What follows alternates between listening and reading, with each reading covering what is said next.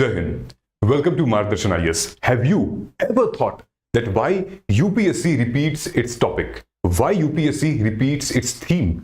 और कभी कभी तो ऐसा होता है कि पिछले साल का क्वेश्चन एकदम डायरेक्ट क्वेश्चन इस साल आ जाता है।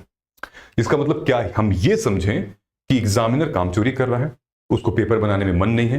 पिछले साल का पेपर एज इट इज था, वो भी यूपीएससी लेवल का पेपर, और एग्जैक्ट क्वेश्चन उठा के कॉपी पेस्ट कर दिया इस साल भी। आप गलत सोच रहे हैं। आपने एग्जामिनर के माइंडसेट को फिर पढ़ा नहीं है। मतलब आपसे एग्जामिनर जानना क्या चाहता है वो फिर आपको नहीं पता है। So don't worry.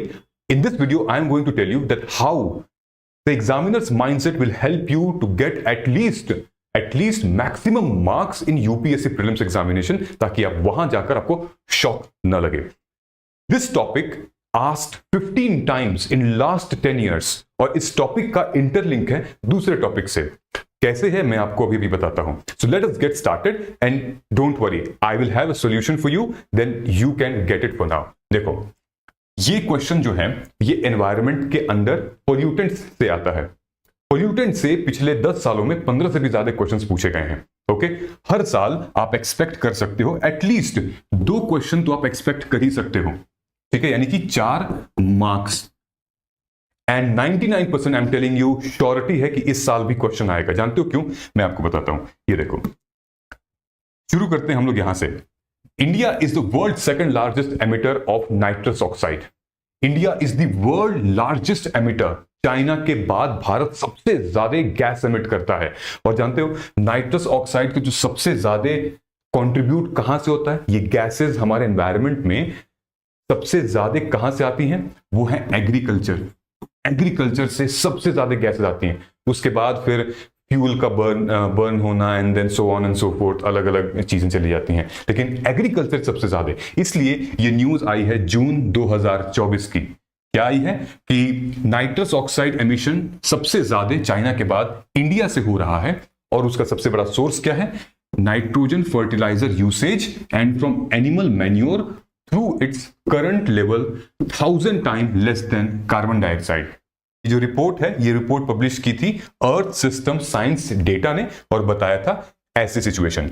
अब ध्यान से देखिए, आप ध्यान से अगर आप देखेंगे तो हमारे पास स्क्रीन पे 2 2 4 1 5 क्वेश्चन है, ठीक है। पहला क्वेश्चन है 2013 का, 2013 में, और हमने डिटेल इसकी एनालिसिस की है, लाइक एग्जामिनर्स माइंडसेट की, पैटर्न को डिकोड करने की, ताकि एग्जामिनर हिंट भी छोड़ रहा है आपके लिए कि नेक्स्ट ईयर आप किस टाइप के क्वेश्चंस पूछ सकता है। ये देखो, हमने पूरा यहां डिटेल में आपके लिए ही बनाया हुआ है, तो पीडीएफ के लिए बहुत परेशान मत होइएगा, प्रोसेस समझ जाइए एक बार पहले, ठीक है। ये देखो, आपके सामने 5 क्वेश्चन है, 2 क्वेश्चन सीधा रिपीट है। क्या है? आप देखो ना, 2022 में ये क्वेश्चन आया था। 22 में क्या क्वेश्चन आया था? Excess of which of the above in the environment is caused acid rain. इनमें से किसकी वजह से एसिड रेन ज्यादा होता है? आप कहेंगे नाइट्रोजन ऑक्साइड, सल्फर डाइऑक्साइड। लेकिन रुक जाइए, ये क्वेश्चन 2013 में आ चुका है ऑलरेडी, यानी कि पहले, लगभग उससे 5-6 साल पहले। Acid rain caused by the pollution of environment by what? By nitrous oxide and sulphur dioxide. So now, so do you think that examiner जानबूझ के क्वेश्चन डाल दिया? नहीं, examiner wants you to understand कि जो कंपाउंड है हमारे नाइट्रस ऑक्साइड, ठीक है, इस कंपाउंड के इन्वायरमेंटल इंपैक्ट क्या होगा आपको पता होना चाहिए। क्यों?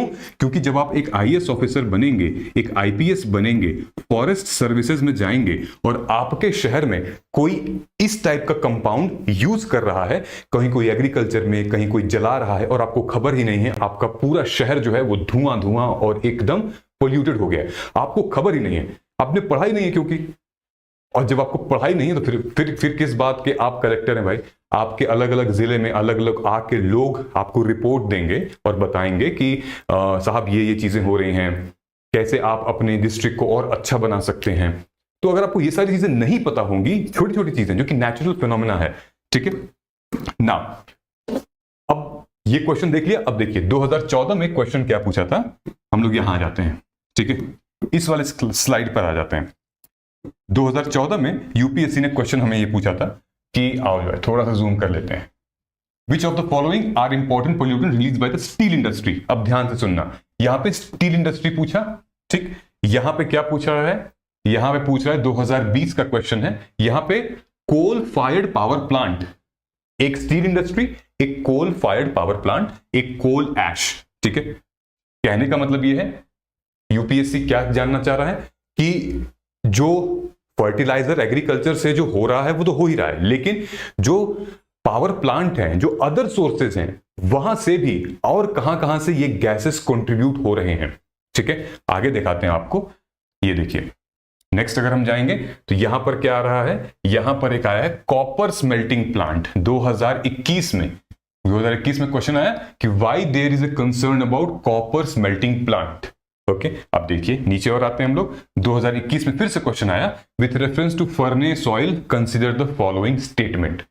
ठीक है, इन चीजों से क्या समझ में आता है आपको? क्या ये हवा में चीजें चल रही हैं? क्या ऐसे ही जानबूझ के वो दे रहे हैं? नहीं बॉस, आपसे जानना चाहते हैं कि एक तो सोर्सेस क्या है इन सारे पोल्यूटेंट्स के, इन सोर्सेस को आइडेंटिफाई करना और इन सोर्सेस की वजह से आखिर क्या इंपैक्ट आ रहा है हमारी सोसाइटी में। अब ध्यान से देखना, ध्यान से अगर हम देखेंगे तो चलो थोड़ा सा पढ़ लिया जाए। पढ़ लिया जाए का मतलब देखो, ये क्वेश्चन क्या था कि एसिड रेन, मतलब ये जानना चाहता है केमिकल प्रॉपर्टीज के साथ साथ इन्वायरमेंटल कॉन्सिक्वेंसेस क्या है पोल्यूटेंट्स के आपके। ठीक है, दूसरा यहां अगर हम आए तो 2010 में क्वेश्चन आया था एम्बिएंट एटमॉस्फेयर में कौन कौन से कंपोनेंट होते हैं। तो एम्बिएंट एटमॉस्फेयर में जो मेजर कंपोनेंट होते हैं वो यहां नहीं दिया है, जो माइनर कंपोनेंट होते हैं वो यहां दिया है, लेकिन होते हैं और ये सही है। मेजर कंपोनेंट नाइट्रोजन, ऑक्सीजन और traces of argon and carbon dioxide. Alright, अब यहां देखिए coal ash contain arsenic, lead and mercury. Coal fired power plant releases sulphur dioxide and oxide of nitrogen. अगर आप ध्यान देंगे यहां पे तो नाइट्रोजन ऑक्साइड के साथ सल्फर डाइऑक्साइड का भी combination it's very hazardous and harmful. हम तो न्यूज पढ़ने चले थे नाइट्रोजन ऑक्साइड की या नाइट्रस ऑक्साइड की, लेकिन यहां पे जो खबर दिख रही है वो नाइट्रस के साथ साथ सल्फर डाइऑक्साइड की भी है, मतलब सल्फर डाइऑक्साइड को छोड़ना नहीं है। दूसरी चीज देखिए 2022 में 2014 में क्या पूछ रहा है, which of the following are important pollutant release by the steel industry. आप कहेंगे भाई पूरा है, पूरा है। ठीक है, sulphur, nitrogen, monoxide, carbon dioxide सब कुछ है, विच इंक्लूड्स इसमें कि सल्फर भी है और नाइट्रोजन भी है। ऑलराइट, ये पूरा आपने देख लिया। कहने का मतलब ये है UPSC now wants you to focus on the pollutant, specifically emphasising on 2 sulphur dioxide, nitrogen dioxide and methane भी अभी आएगा, मतलब कि एयर पोल्यूशन और उसके स्पेसिफिक कंपोनेंट क्या है। दूसरा है कि linking pollutant to real world application, जैसे कि हमने लिंक किया है इसको कि कहां से, स्टील मैन्युफैक्चरिंग में, smelting power plant, furnace oil, coal ash power plant, real world कहां से निकल रहे हैं, समझ में आ रहा है। तो जब आप अपने करंट अफेयर को पढ़ोगे और देखोगे तो उसमें देखना ये सारी चीजें, यही इंपॉर्टेंट है। ठीक है, नाइट्रस ऑक्साइड ये एक important climate relevant trace gas है जो कि बहुत ही ज्यादा हार्मफुल है। ये कहां पे पाया जाता है, in the stratosphere. It act as an ozone depletion substance because it has precursor of ozone depletion. Nitric oxide radicals होते हैं, that is why it's very harmful. Next slide में अगर हम चलते हैं मेरे दोस्तों तो यहां पर देख लोगे 2024 में, 17 में एंड 2021 में, 2021 में क्वेश्चन आया हुआ है।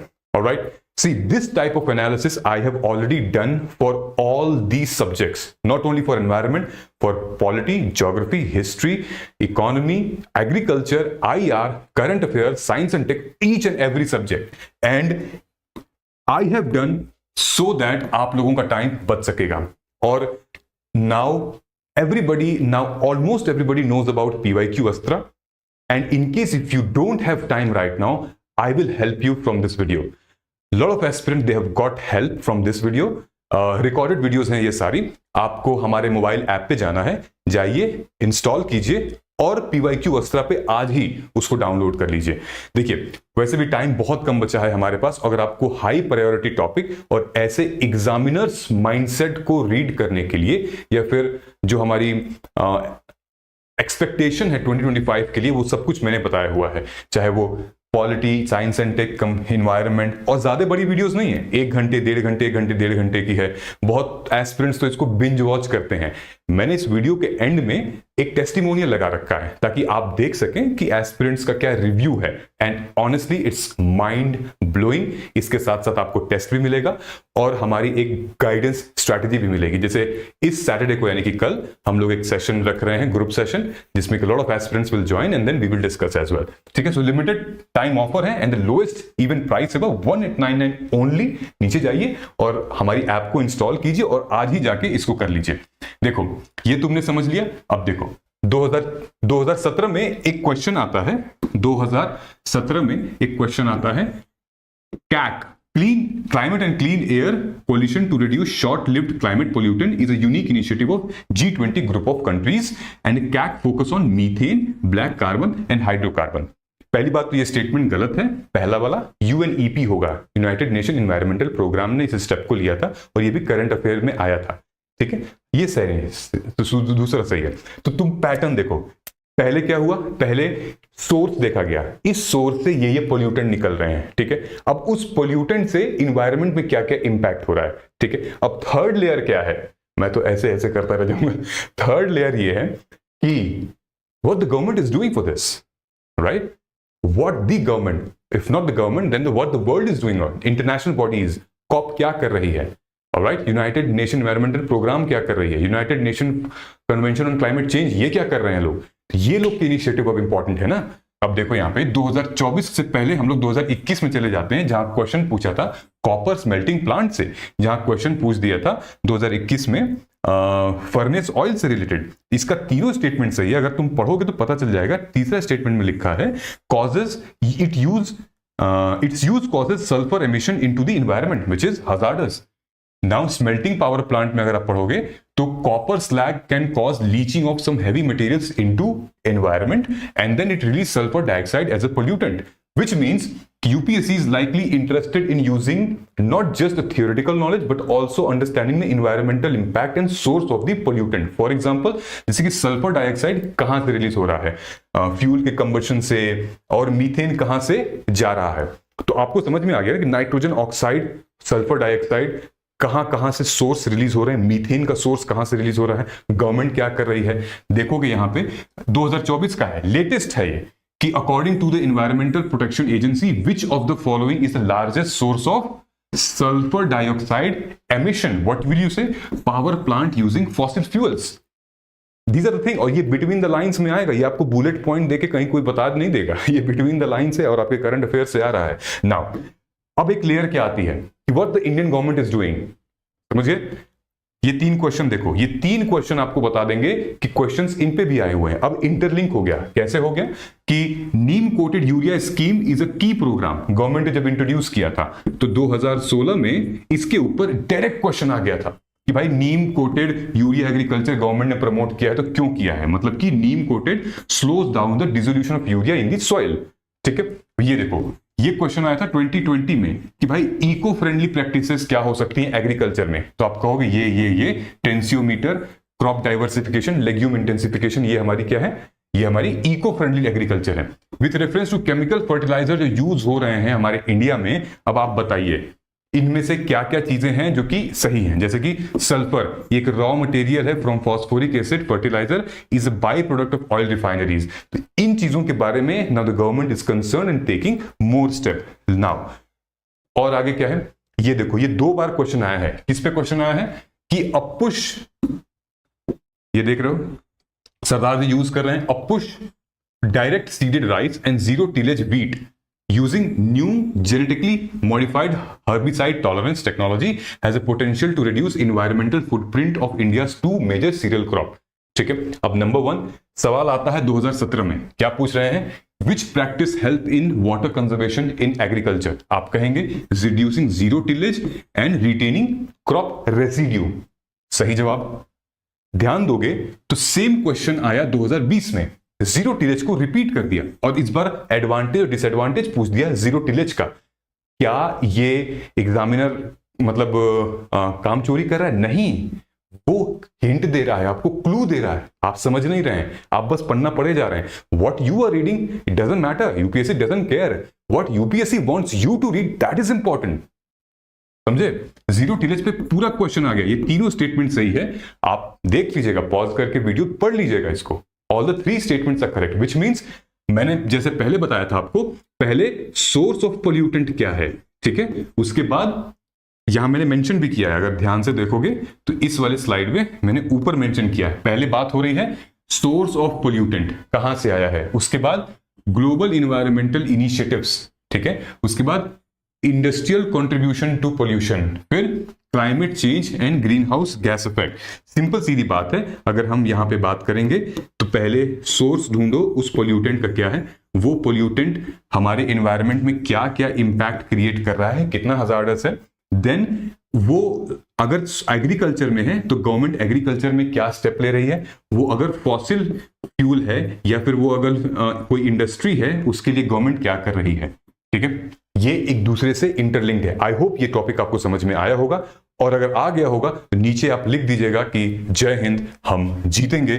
और पीवाईक्यू अस्त्रा को आप आज ही जाके ज्वाइन कर लीजिए, क्योंकि अभी भी आपके पास 45 to 50 डेज बचे हुए हैं, and this can be your game changer. कैसा रहा आपका PYQ अस्त्रा? Have you watched all the videos and all? Quite clear, very nice. समझ में? बहुत अच्छे, हाँ सर, बहुत अच्छे वीडियोस थे।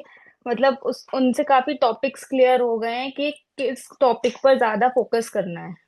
आपने वीडियो देख लिया उसके बाद? सर मैं उनके शॉर्ट नोट्स बना रही हूँ, जैसे जो आपने टॉपिक उसमें जो माइक्रो थीम्स बताए थे उनको मैं अच्छे से रीड कर रही हूँ, उनके शॉर्ट नोट्स बना रही हूँ और उनको याद करने की कोशिश कर रही हूँ। उस सर जो आपका वीडियो है उसमें सब कुछ इतना क्लियर है कि डाउट मतलब आ नहीं रहे हैं, उसमें ऑलरेडी सारी चीजें क्लियर की हुई हैं। Have you watched all the videos of PYQ अस्त्रा? Yes, sir. अब पूरा देख लिया? अच्छा। I've been, I've been going through. I just binge watch the अच्छा, तुमने videos. पूरा नेटफ्लिक्स का एपिसोड बना दिया तुमने उसको? Yes, sir. It made quite a clarity for me. Like even in politics, it's a very vast subject. But following the PYQs themes and the micro themes that are being mentioned, it gives a very much clarity on what a smarter approach to what to actually focus on and what to just skip. And I was not focusing on revision. And basically, I was not focusing on PYQ. When I just saw your video that of PYQ analysis, I didn't know that I need to work on a detail orientation should be done. So I got to know more about it. So this time I'm planning for that. So I just completed yesterday only polity, and then I just gave the test of 2020 only after just completing polity. So at that, I scored 84. So I thought Okay. that even in one subject, if I can do well, then after completing the every subject as per your analysis, then I can do more better. I had even registered many places, and I didn't got about this level of PYQ analysis depth.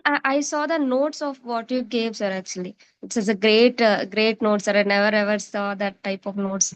So somewhere else, whenever I see the PYQs, I get some insights, but I can't express.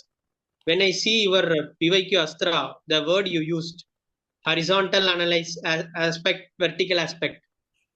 So there I got some connection. So when I gone through your videos courses, so first time I got to understand that towards what extent is enough a topic is.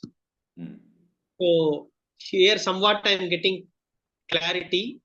So I believe that this time I can reach cutoff level. I'm sure. You have interlinked the PYQs. The PYQ is growing. You have shown a different aspect now.